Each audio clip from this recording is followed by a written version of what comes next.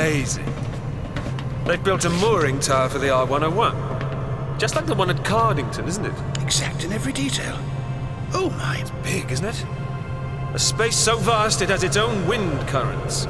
Mind your cap, Frayling. What? Oh! It's gone. I can't even see where this space begins and ends. It's so huge. Magnificent. Just magnificent. Just imagine.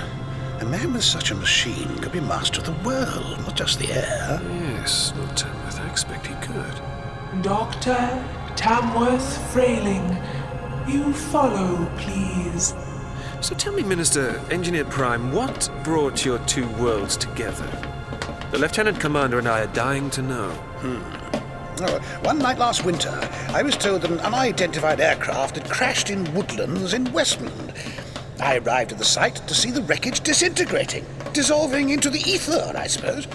Soon there was nothing left, just this fellow here. Ain't that so, Engineer Prime? That is so. Of course, no debris, no crash, not officially. Nothing to hide except an injured pilot, easy enough. Quiet sanatorium near the lakes was just the thing. Wonderful staff there, touch and go for a while, but we soon worked out what made the survivor tick, or kept him going at least. But 2 months went by with not a peep from this fellow. Not a word of English passed his lips. We had no idea where you came from, what you were. Thought you might be some foreign agent, as a matter of fact. Some diabolical goblin bred by a heathen villain, a Fu Manchu. No offence. I have to admit, pursued that line rather hard. Interrogation got quite intense. I know now what we did to you was wrong, old man. I'm sorry. You knew no better. I accept. So how did you establish communication in the end? Well, that's the strangest thing. Knock on the door in the middle of the night, chap named Rathbone there, surrounded by hard-faced fellows in raincoats, intelligence men. Says he knows someone who can solve the mystery of Patient X. Takes me to a salon in Shoreditch, run by a woman called Madame Zelda. A spiritualist medium, would you believe? A what? I believe you. Do go on. Well, turns out Madame Zelda is the real thing. A psychic who passes on tidbits from the spirit world to the spooks now and again, if you see what I mean. She says that she knows about our visitor. She's heard voices from beyond and requests a meeting. Well, I'm at my wit's end by now, so I agree. She sits down with the patient and they stare at each other for 48 hours, completely silent.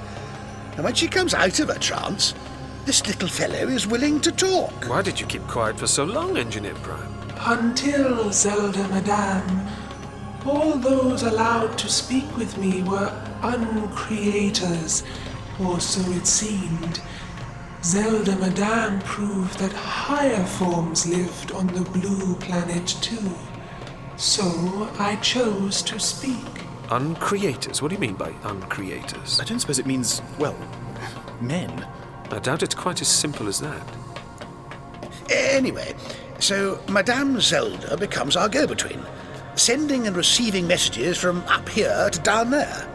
Couldn't risk public alarm by authorizing a landing, even in the remotest location we could find. So it was agreed.